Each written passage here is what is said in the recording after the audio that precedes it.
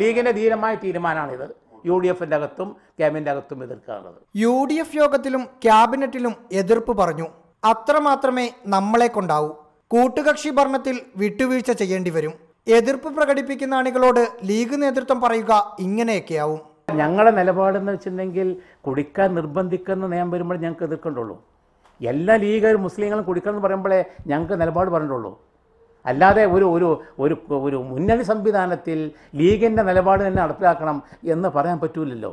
ഇത്തരം കാര്യങ്ങളിൽ ശക്തമായ നിലപാട് സ്വീകരിക്കുന്ന ET മുഹമ്മദ് ബഷീറും ഇക്കാര്യത്തിൽ പാർട്ടി നേതൃത്വത്തിനൊപ്പമാണ്.